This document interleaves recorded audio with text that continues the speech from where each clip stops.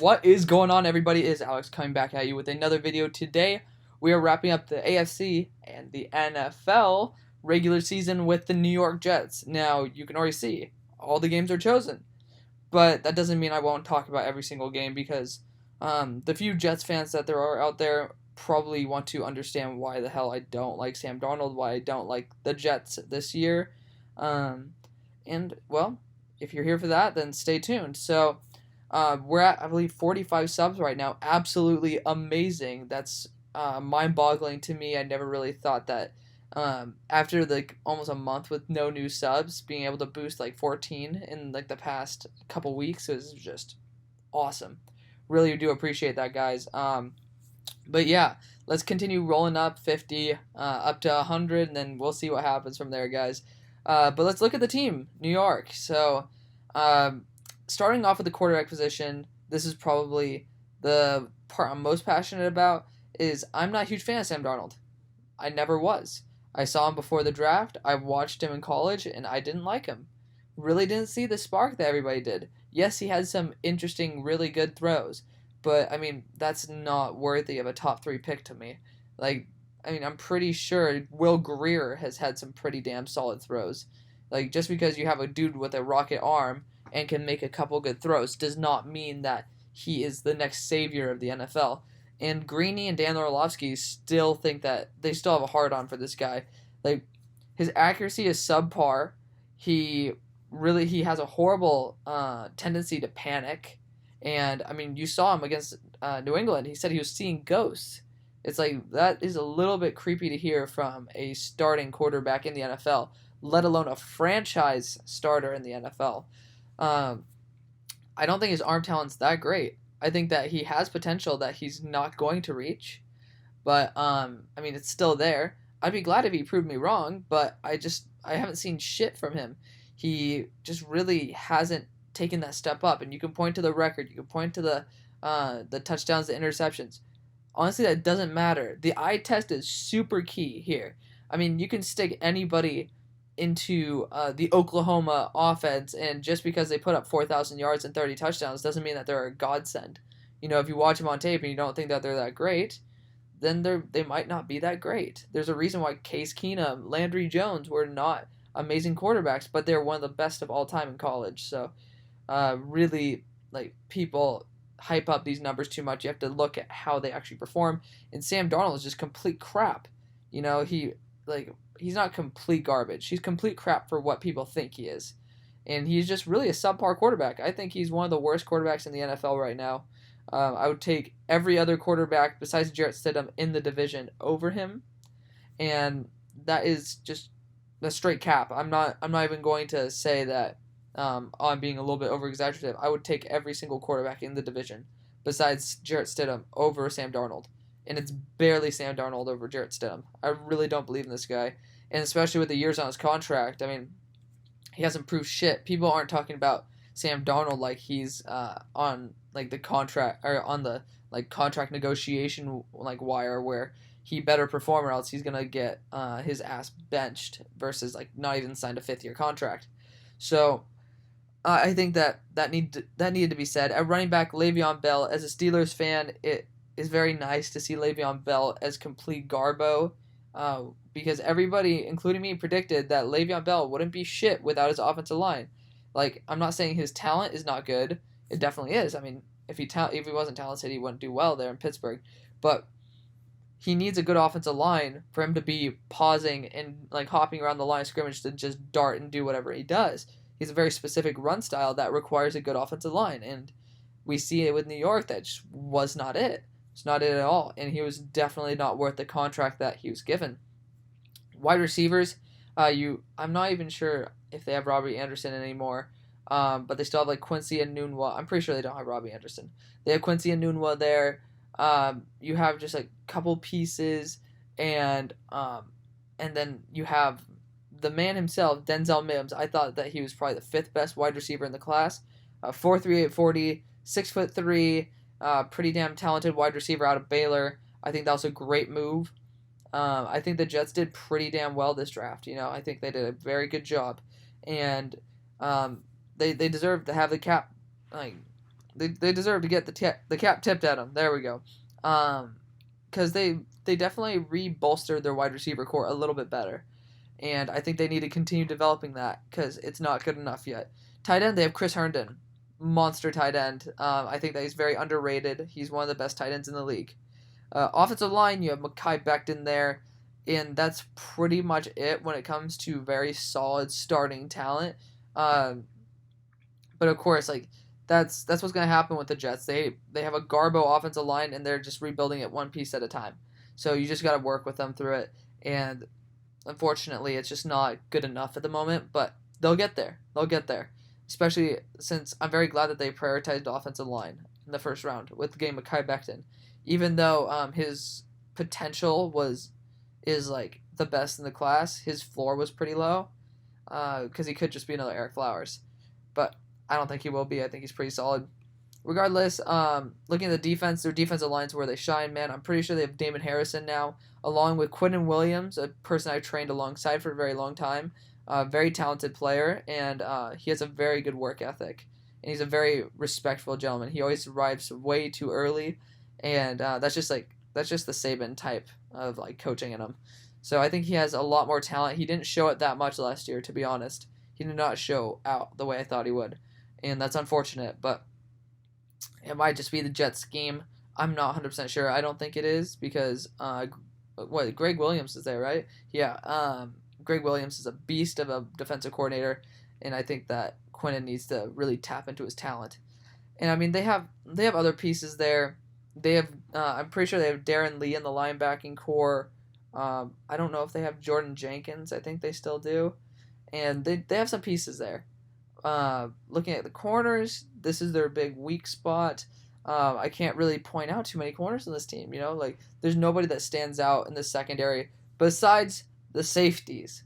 Safeties is where these guys are doing a great job. Marcus May, pretty damn good. They just got Ashton Davis in the third round. That was just a luxury pick. Cheers to them. They drafted quality over need at that spot, and honestly, given Ashton Davis's ceiling, I think that's a good idea. And then, of course, we can't talk about the Jets without their true captain, who very well might soon be traded away, Jamal Adams, absolutely the best safety in the NFL, rivaling with Derwin James here. I kind of hate to see that Jamal Adams is on the Jets because even though he looks damn good in their unis, I think he deserves so much more, and he's getting his talents wasted in New York. So, really sucks. So, going to week 1, the Jets go to Buffalo. Buffalo, far better defense. Sam Darnold's going to be seeing ghosts, and I think that Josh Allen's like slow, run-heavy scheme that Sean McDermott involves, and then like Josh Allen's like short passing, is going to dink and dunk enough to be able to mitigate Sam Darnold's home run hitting ability. He's kind of like a boom or bust type of guy, similar to a Favre but worse. Just like you'll see him do an amazing throw, or else he'll just do something extremely stupid. And I think Josh Allen is a more safe version of that, and the Jets defense is not that good. The next week, San Francisco, the Jets are at home. It's at MetLife. I'm calling a huge upset because Sam Darnold likes to show out versus teams that he shouldn't show out against. It's just the thing. The next week, the Jets go to Indy. Indy, like, they're comfortable in their home. They're in the dome. Amazing offensive line, good running backs, and good wide receiver core, good quarterback, and then a very young, solid defense. So, a very good all-around team, but they're not going to pull the upset here just because I just think Indy is a little bit too run-heavy to be able to just completely wipe them off the face of the planet with a major upset. Next week, Denver goes to New York. Denver is super high-powered, but it's not like a San Francisco team where they are so good that they get full of themselves. Like, Denver is a dark horse team, no pun intended, since they are the Broncos. I just think that the Jets are far worse than the Broncos, and the Broncos don't have that cockiness with them. Next week, same thing with Arizona. They're an amazing team, but they do not have that cockiness with them. And I think Sam Darnold takes advantage of the cocky teams, and or the teams that are just really lacking and are just being held up by one person, like we'll see here. So yeah, the next week, New York Jets go to LA. LA's going to win this game. LA is a far better defense than New York does, and regardless of the quarterback, I think they're both Tyrod and Justin Herbert are going to be able to challenge Sam Darnold in the quarterback rankings. I don't think that Sam Darnold's much better than either of them, and everybody knows how low I am on Justin Herbert. So the next week, Buffalo goes to the Jets, and they're in the same state, so climate is not going to be a huge factor. Here, climate's also a factor, but they're both in New York. Buffalo, New York is not terribly far away from the Jets to where it would be like a monster climate difference like LA. And so the talent will win. And I think that Buffalo's going to get that victory. Next week, the Jets go to Kansas City. He's not going to pull it out of his ass again. And Patrick Mahomes is just too high powered. He's just going to completely take over. The next week, New England goes to the Jets. We talked about this yesterday. That video is starting to get a bit of traction. Thank you guys for that. And I think the Jets are going to take advantage because it was with Cam Newton that the New England Patriots win this game. However, with Jarrett Stidham, no, because I think Sam Darnold's better than Jarrett Stidham, and Jarrett likes to throw pick sixes to Jamal Adams. The next week, the Jets go to Miami, and if you remember what I was just talking about here, location didn't matter here. Oh, it matters there. It matters a huge amount there. So, you're going to a completely different area. And Miami's a damn solid team. So, look at my Miami Dolphins video if you guys want to see my thoughts on Miami. I love them to death. They're going to be the number 2 in this division, even though they were the last one last year. The next week, you got bye, and then you're at home, fully rested, versus the Dolphins again. So, kind of back-to-back games for both Miami and New York to face each other. And New York is going to win at home because they have the environmental advantage. And I think that Sam Darnold can pull a victory out of nowhere at home. Next week, Vegas goes to New York, and Vegas is a superpowered team. I don't really think that the Jets have too much to talk about here. The only thing that the Jets really have going is that fact that, I really said the fact very weird. The fact that Vegas doesn't have the best pass rush in the world, so might be able to have some lanes open up, but the Raiders have better man coverage, like on the outside. So if you're going against man corners, it's not like you're going to be able to find way too much separation with like holes in the zones. So I don't really think that that's too much of an advantage for the Jets. Next week, big upset. The Jets are going to be the upset team here, beating Seattle. And that's just because I think Sam Darnold is going to show out and Russ can't do everything. Russ always makes the Seattle Seahawks in every single game relevant, but sometimes he could probably have a bad week. He probably have a bye week, and that's the week, Against the Jets, I think Sam Darnold likes to show up randomly, and Russ, I predict is going to have a little bit of a lax day. So the next week, Jets go to Los Angeles.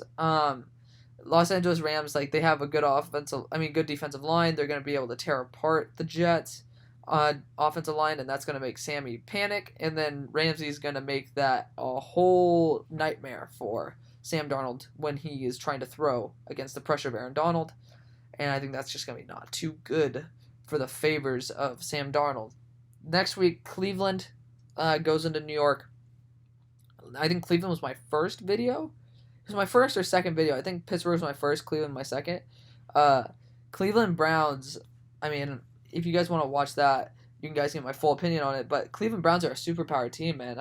We were talking about Super Bowl last year, and then now all of a sudden it's like, oh, Baker is going to be on the chopping block. This team's not going to make the playoffs. Like, are you kidding me? Max Kellerman picked them in the Super Bowl. They're like just consistency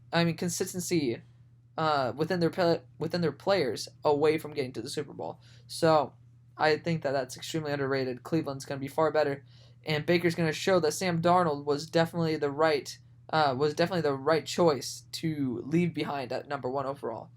The next week and final week, the Jets go to New England. Regardless of quarterback, I chose this one towards New England because New England is, I mean, they're going to want to make that statement saying, listen, we're going to be last in the division, but we're going out over you guys in the way that we can actually beat you. So, like, you can flex that you guys have a better record of 4-12 versus 3-13, unless Cam Newton plays, which then it'll be New England's ball game to be like third place in the division. But regardless, Bill Belichick is not going to want to go out on a sour note, and that's going to push both quarterbacks to kick Sam Darnold's ass. So let me know what you guys think. I know I'm not the biggest Jets supporter in the world, but I think it's logical. You know, it's not the best team in a division that has talent, but not really too much contention talent. So again, let me know what you guys think. Thank you guys so much for watching, and I'll see you on the far side. Peace.